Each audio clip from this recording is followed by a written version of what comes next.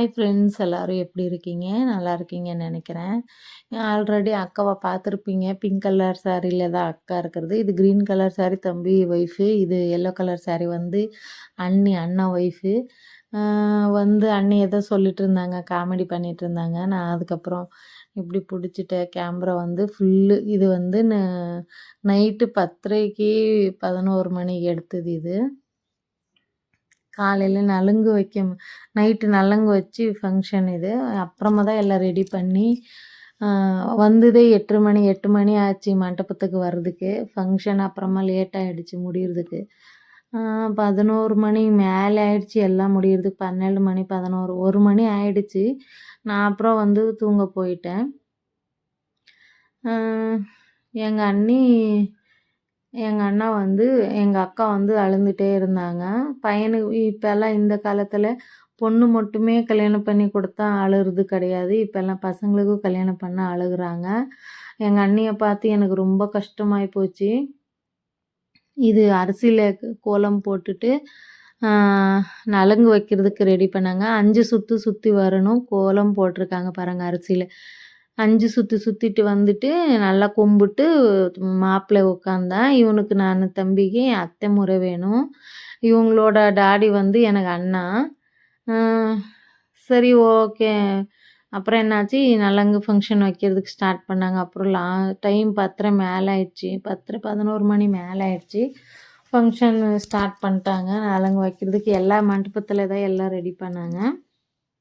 அக்கா வச்சாங்க நலுங்கு நான் வைக்கல. ஏன்னா எனக்கு ஊர்லேருந்து போயிட்டு டயர்டாக இருந்தது. இங்கேருந்து பெங்களூருக்கு வரைக்கும் போயிட்டு அங்கே மண்டபத்தில் ரொம்ப டயர்டாயிடுச்சு. சரி நான் அப்புறம் சேர் போட்டு உட்காந்துட்டேன். அங்கேயே ஸ்டேஜ் மேலே சேர் போட்டு உட்காந்துட்டேன். அப்புறம் வந்து தம்பி சொல்லிட்டு இருந்த, அத்தை போகாத, நீ வந்து முகூர்த்தம் முடிச்சுட்டே எதுக்கு போகிற அத்தை, இரு டிஜே வந்திருக்கு, இன்றைக்கி ஒரு நாள் என்ஜாய் பண்ணிவிட்டு நீங்கள் போங்க, நாளைக்கு போங்க அப்படின்னு. இல்லைப்பா மாமா மாமா ஒன்றும் சொல்லலை, சீக்கிரம் வர சொல்லி பிள்ளைங்கள வந்து வீட்டில் விட்டுட்டு வந்திருக்கேன். காலேஜு தம்பியும் பாப்பா காலேஜுக்கு சீக்கிரமாக எழுந்திரிச்சி சமைச்சு கொடுக்கணுன்ட்டு நான் வந்துட்டேன். அப்புறம் பார்த்தா டிஜே அதெல்லாம் பார்த்து எனக்கே இப்போ எல்லாருமே டான்ஸ் ஆடுறாங்க. டிஜே வந்தாலே டான்ஸு, அது ஒரு எக்ஸசைஸ் மாதிரி ஆகிப்போச்சு. டான்ஸ் ஆடுறது ரொம்ப இதுவாகிடுச்சு.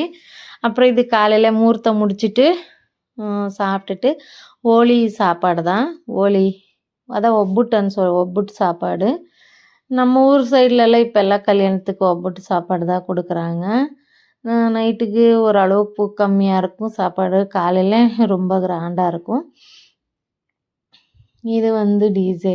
எங்கள் அக்கா, எங்கள் அத்தை பிள்ளைங்க, எங்கள் அண்ணி, தம்பி ஒய்ஃபு, அப்புறம் எங்கள் அத்தை பொண்ணு, எங்கள் தம்பி பிள்ளைங்க எல்லாம் நிறைய பேர் டான்ஸ் ஆடியிருக்காங்க. சரி நாம் வீடியோ அனுப்பியிருந்தாங்க, அது ஒன்று போட்டுக்கிட்டேன்.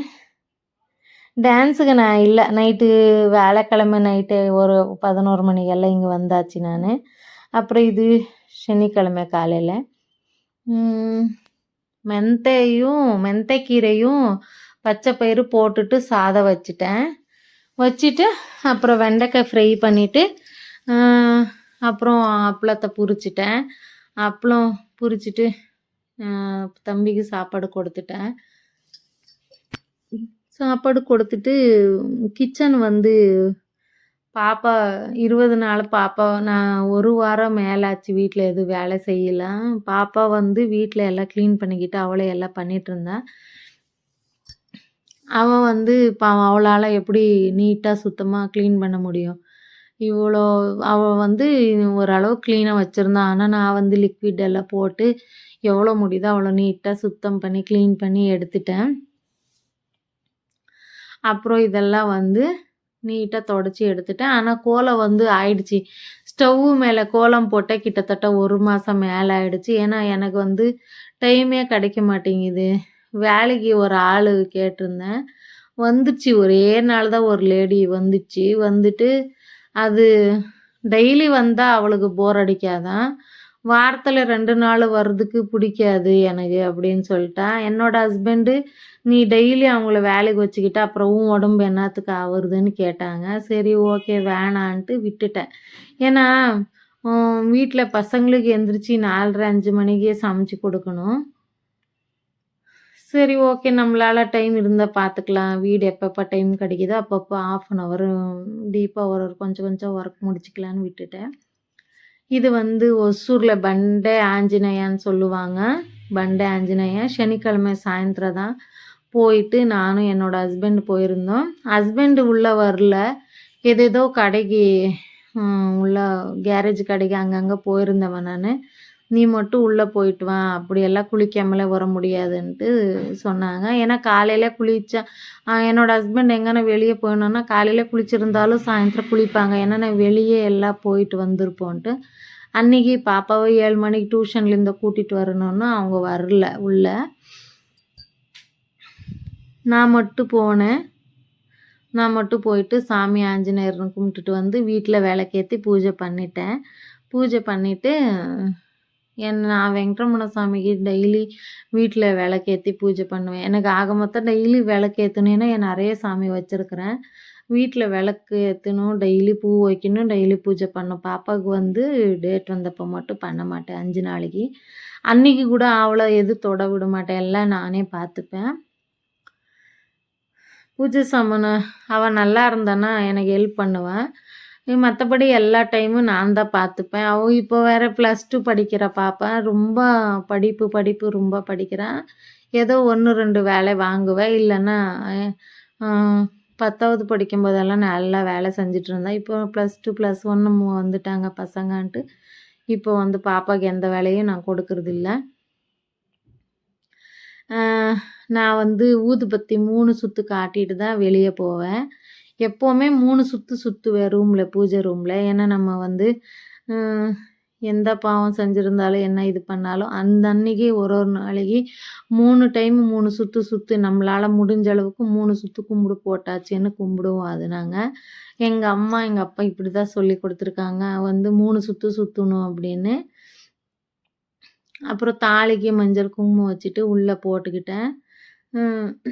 எப்போவுமே ஊதுபத்தி கற்பூரம் காமிச்சுன்னா எப்போவுமே நான் தாலிக்கு மஞ்சள் குங்குமம் வச்சு கும்பிட்டுக்குவேன். எல்லோரும் கும்பிடுவாங்க இல்லைன்னு இல்லை. ஆனால் நான் வந்து ரெகுலராக டெய்லி ஆனால் அடுத்தவங்க வீட்டில் வந்து மஞ்சள் குங்குமம் கொடுத்த வச்சுக்கிறது கொஞ்சம் கஷ்டம்தான். ஆனால் நான் வீட்டில் பூஜை பண்ணால் டெய்லி வச்சுப்பேன். ஏன்னா அது அப்போ அந்த டைம் மறந்துடுவேன், வீட்டில் பண்ணிக்குவேன்.